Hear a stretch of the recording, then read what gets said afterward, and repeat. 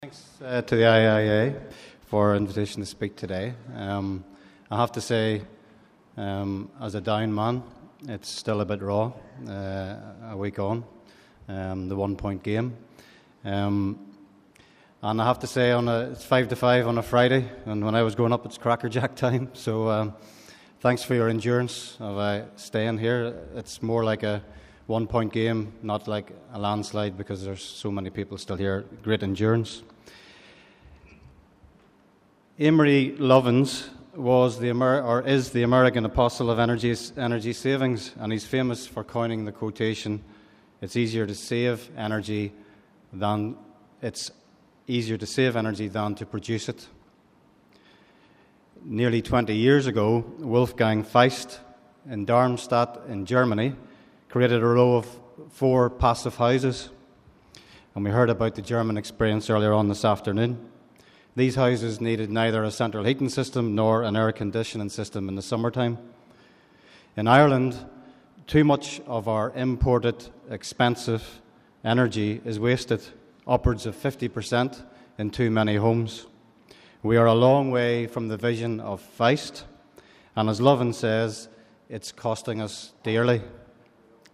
However, we are taking action, and as we heard today, the retrofit of more than 1 million homes to C1 standard or better will be pursued over the next 15 years.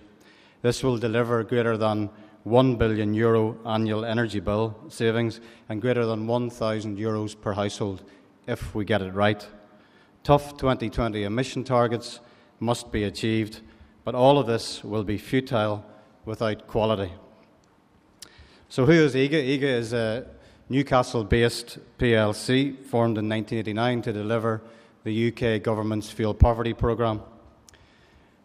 More importantly for today, we've operated in Ireland for the past 15 years, and we now also operate in similar fields in Canada and in India.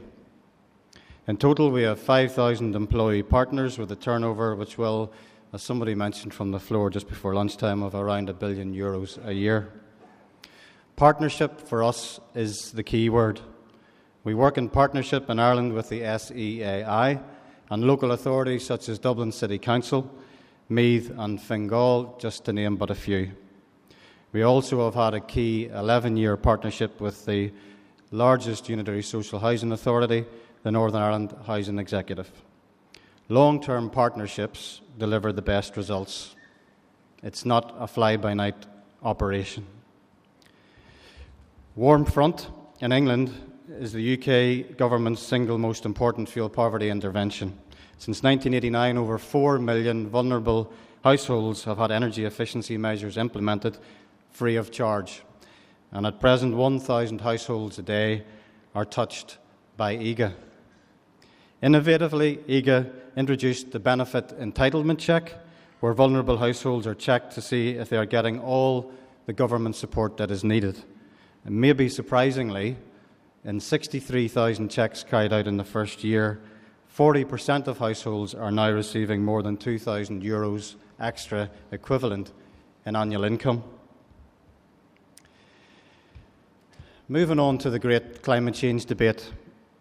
Are you a supporter or a sceptic? And frankly, it doesn't really matter. The fact that fossil fuels take millions of years to produce and only a second to combust, we just cannot keep on like this, global warming or not. And actually, by targeting CO2 reduction, we will all use less energy in the future, and sustainable, zero-carbon, renewable solutions will become more cost-effective.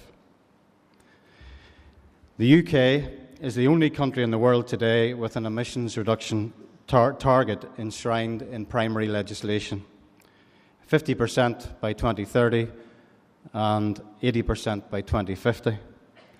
What we see all around us in Ireland is that without incentive, the outcome is poor. Building standards have not been properly policed. The poor insulation status of our homes is costing us dearly as individual householders, and ultimately, more again in increased national infrastructure costs. And that's before we get to the significant future global carbon financial penalties that will inevitably kick in. The policy of building control regulations by local authorities across Ireland, the policing of this by local authorities across Ireland and the UK both has been patchy to say the least. Credit, however, must be given to the SEAI, who have been diligent in ensuring that taxpayers' money targeted at energy efficiency is spent cost-effectively and delivered at the appropriate quality standards. Indeed, that has been our role on behalf of the SEAI. The EU Directive on Energy Performance in Buildings requires action. Building regulations, and in particular Part L, drive the technical conservation agenda. The government-established body, the Building Regulations Advisory Body, provides natural leadership in this area, and it's supported by the manufacturers, Offtech, RGII, NSAI, and so on. The challenge, however, is that the picture is too complex, open to confusion, it's even sometimes contradictory, and this has a tendency to undermine policy drivers. In Great Britain, works must be approved by the local authority. The local authority inspection regime polices this. In Ireland, insulation retrofit is exempt development. Thus, it is self-regulated. Poor quality is not policed. And don't get me wrong, this is by no means all bad. Rather, as I said earlier, the picture is patchy, and the poor quality that does not exist is not corrected easily. The positive news is that the vast majority of the private householder retrofit activity now comes under the auspices of the SEAI governed schemes. The SEAI employs us, IIEA, to drive the quality benchmarks upwards. Warmer Homes tackles energy efficiency in vulnerable households, and 20% of insulation work is inspected. In heating installations, the Able to Pay Home Energy Savings Scheme, all contractors are inspected and poor performers are removed.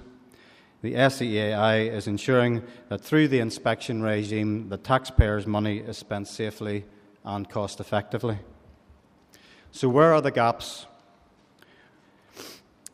There are indeed thousands of small firms, often the stereotypical man and a van. The reality of life is that quality costs and standards are a real hassle. Often contractors are simply ignorant, and Patrick mentioned that just a moment ago. Skills training is what needed. Indeed, just this month, CORE's report into skills and training for a Green New Deal was published, highlighting the need for training and development to ensure a safe and high-quality eco-revolution. This is not uniquely an Irish problem. We in IIEA, over the past 20 years, have been policing and developing standards across Britain, Northern Ireland, and in Canada. However, is this all really necessary? The answer is a resounding yes. Take, for example, in Australia, where only in February this year the government had to take unprecedented action and stop its insulation retrofit scheme. All that we talked about today stopped in Australia earlier this year. In only 4 months, 4 safety-related deaths occurred and some house fires relating to insulation works in the home. 2 examples are given on the slide there: a heat-related death in a loft and an electrocution. Poor quality assurance through the government's policy on climate change into disarray, from which it has not yet recovered. This picture of a heating control is one that caught fire here in Ireland, causing extensive damage, and was only avoided. Extensive damage was only avoided by the observant householder. What was the reason for this? It was simply poor quality workmanship, substandard product, materials being used incorrectly, and cutting corners. The contractor concerned no longer works on the scheme. Implications can be technical, poor efficiency results, or they can be more deadly, carbon monoxide poisoning. Quality is absolutely king, but beware, this doesn't mean gold plating. In Northern Ireland, for example, in the Warm Homes scheme, the quality spin-off was to deliver greater value for money. IIEA worked with the Department of Social Development to redesign the installation of an oil heating system. The result was a £1,000 cost saving with no compromise on quality, no gold plating. Contractors were trained, scarce finances went further. 20 years of experience have meant that we've learned from the school of hard knocks and avoiding the mistakes of the past. Further, the Warm Homes scheme in Northern Ireland and the Warm Front scheme in Britain have been reviewed by the respective national audit offices and by the public accounts committees in their respective parliaments. The key findings were that contractors must not be allowed to write a blank cheque. Policing of specifying and pricing of measures must be tight. Post-inspections are not sufficient because evidence has been found of materials and products being charged for that had already been installed before the contractor turned up. Implementation of this in the Warm Home scheme in Northern Ireland reduced the average price of a job by 10%.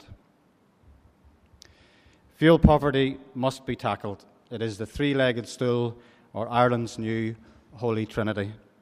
The fuel price, the amount of energy consumed, and the household income. In Britain, under the fuel poverty schemes, IIEA tackles energy efficiency and the income under the previously mentioned benefit entitlements check. Moving to more sustainable renewable fuels will tackle more readily the fuel price. Quality assurance in a nationally consistent way is the key to cost-effective use of taxpayers' money.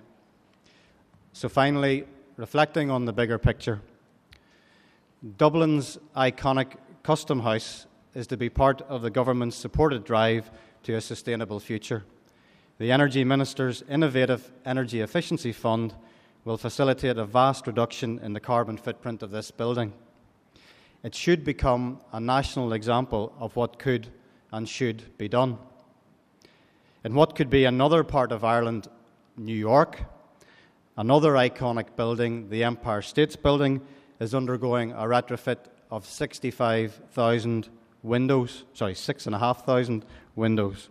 for triple glazing, projected to save a massive 65% of the energy use in that building.